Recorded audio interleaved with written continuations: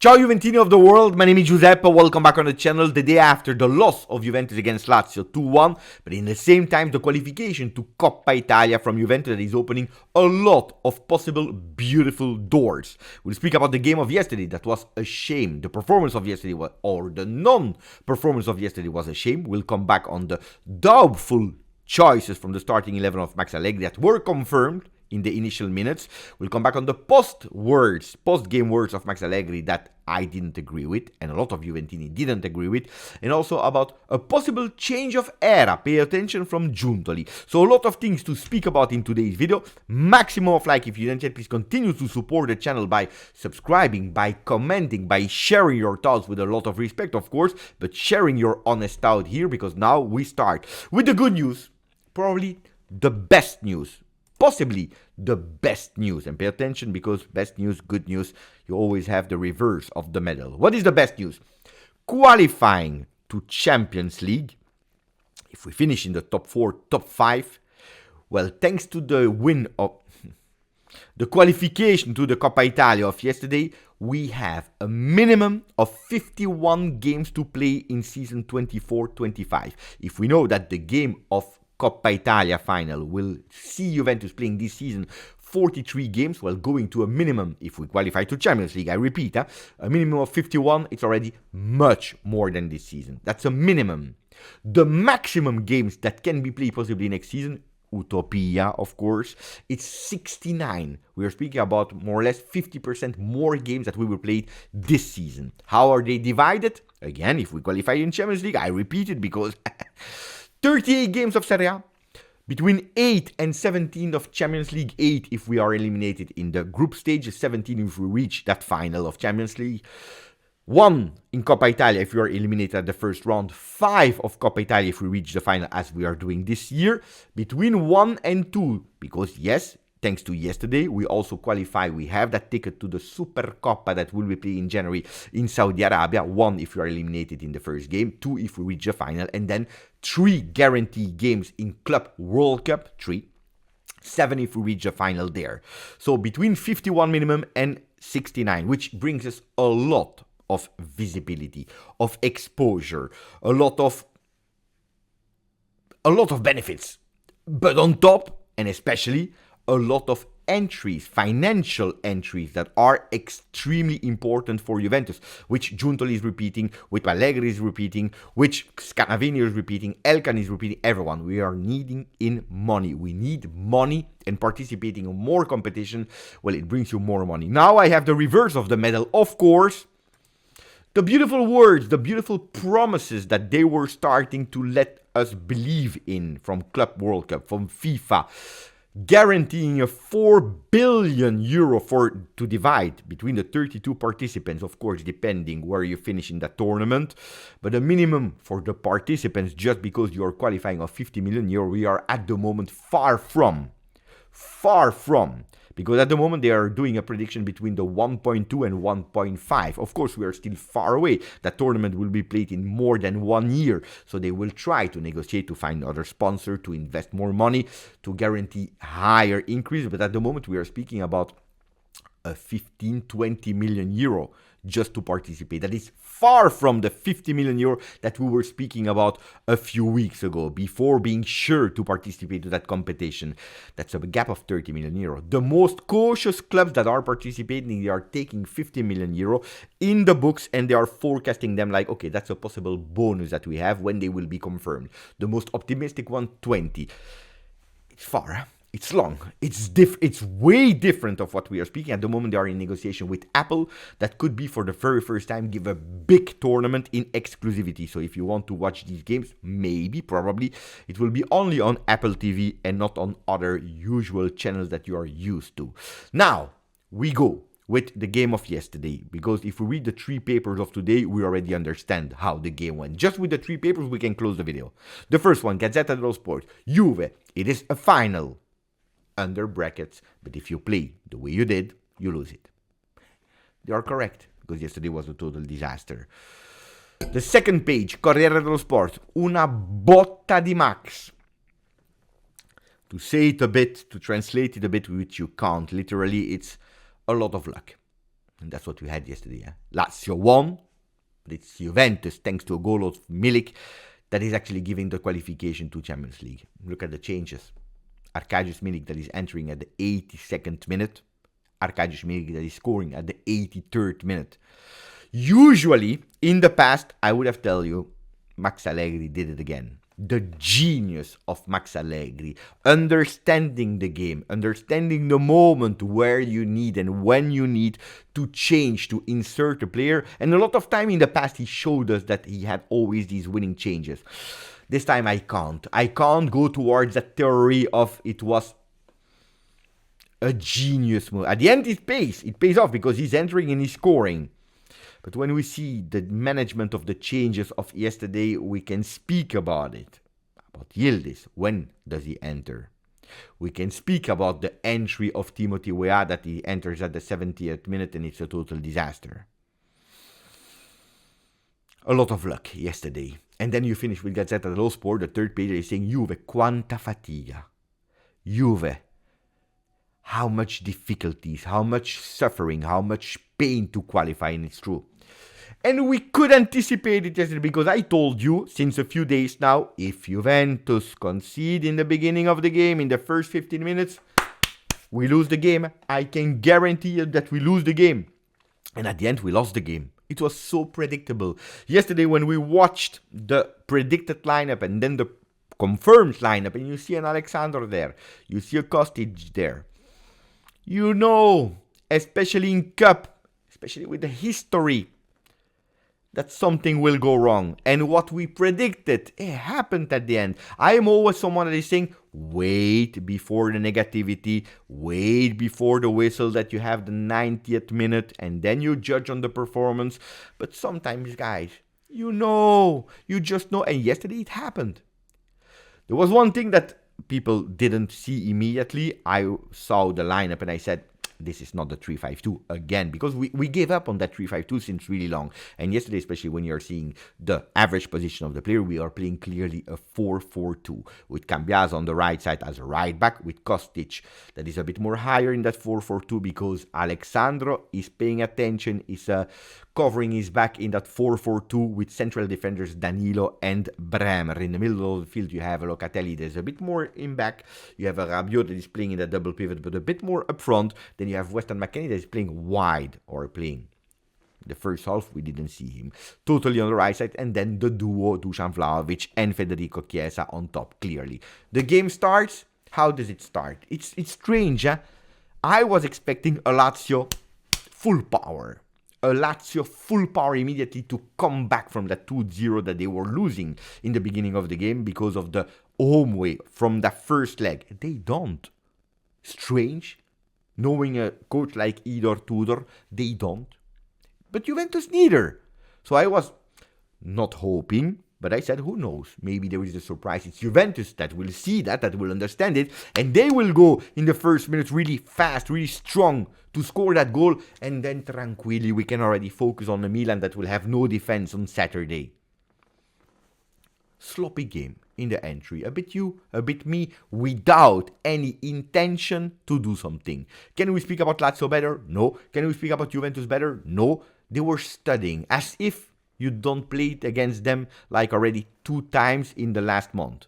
As if you still need to... What do you need to study? Play. And that made me extremely angry. But the goal of Lazio, it's not coming because they were strong. It's coming from a loss of ball of Federico Chiesa. There is a corner kick. Alexandro is not jumping. I can understand that you lose a duel. I can understand it. Always, it can happen in football. You have a duel. It's 1 against 1. One is losing that duel. But if you don't jump, we have a problem. And that's happening immediately in the first 15 minutes of the game. Juventus is playing that 4-4-2 that is giving, yes, a bit of security. You see that we want to pay attention to that left side with a double defensive role of Kostic, Alexandro. We want to pay attention on the right side with Cambiaso that is not going up, never. But that partnership on the right side is absolutely not working in the first half. Absolutely not. It is not working. Cambiaso, not a single pass forward in vertical to find Weston McKennie. Never. Weston McKennie, never a pass to find Dusan Vlahovic, to put that ball into the box, to try, never, nothing. It is just simply not working. What we saw yesterday was a total disaster. Weston McKennie, if we are speaking about individualities, one of the worst in these first 45 minutes.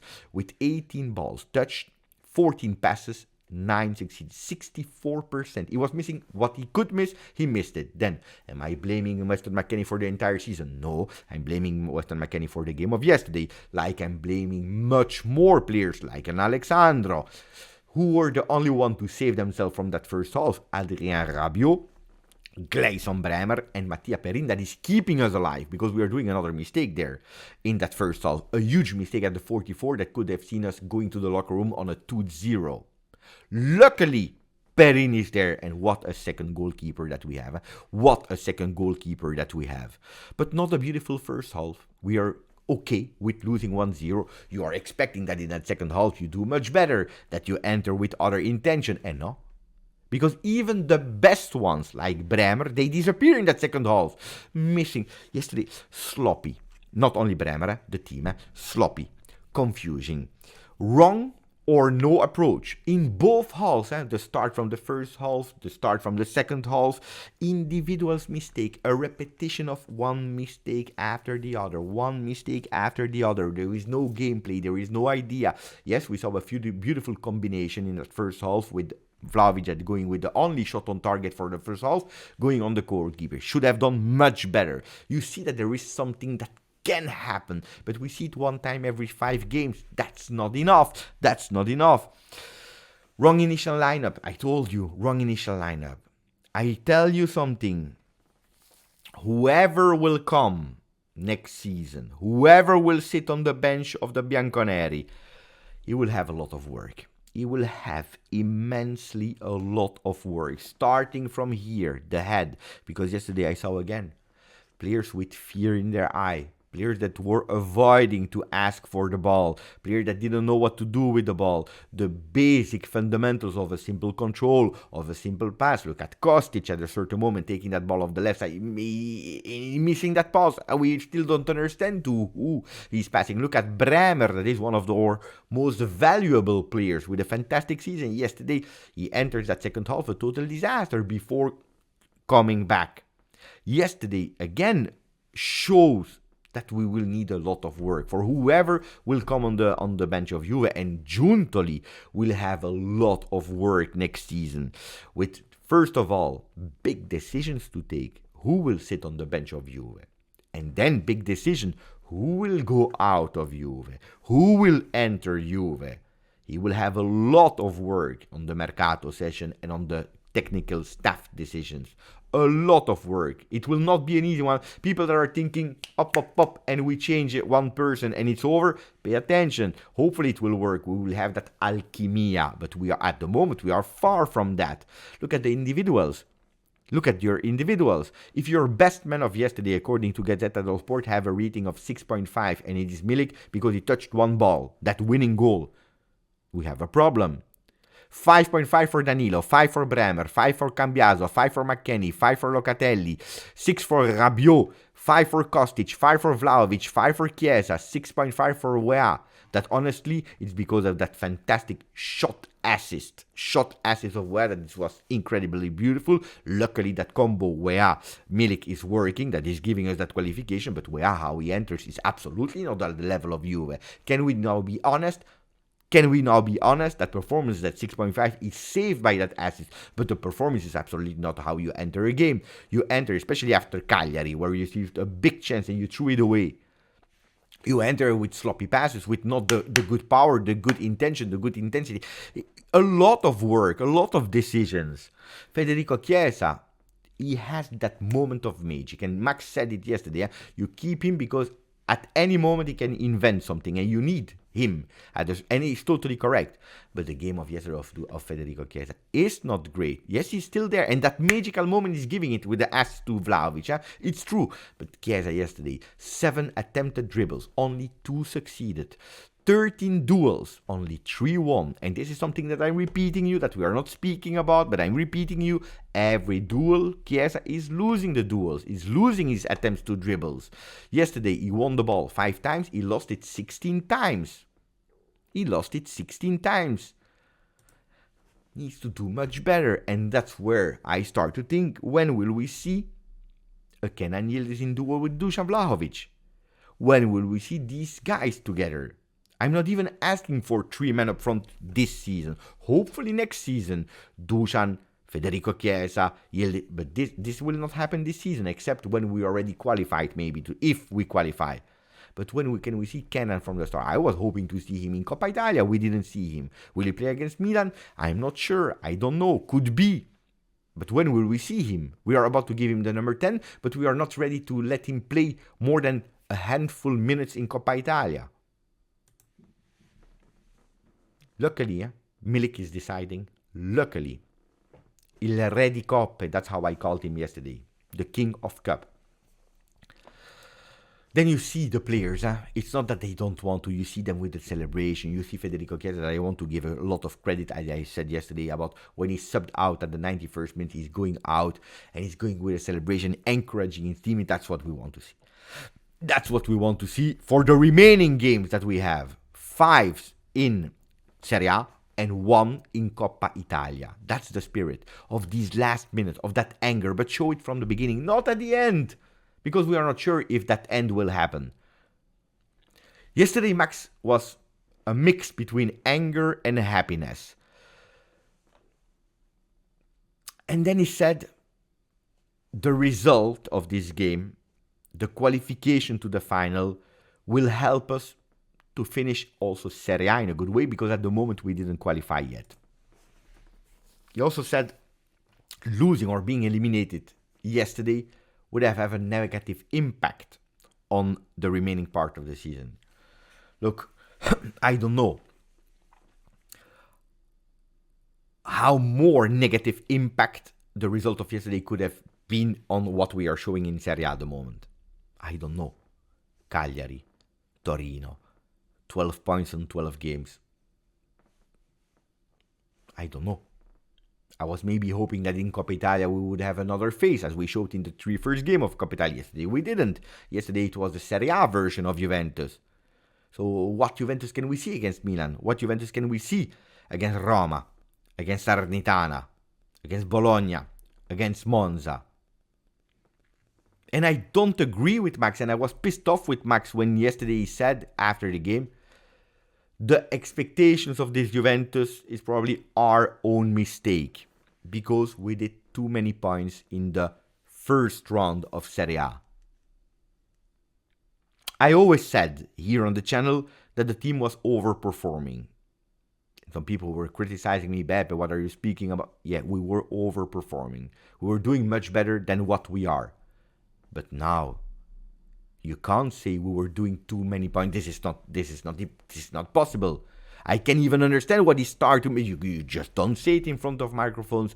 Max, what are you speaking about? Because if one thing is saying we overperform a bit and now we are a total disaster, we are underperforming, you just can't go to the microphone and saying the expectations were higher because we did too many points there. Because what are we? No, I don't agree. I can't accept it, Max. I can't. Need to pay attention in post-game conference. It will not save the season, whatever you say, but you can make it even worse and worse and worse and worse. So pay attention. I didn't appreciate it yesterday.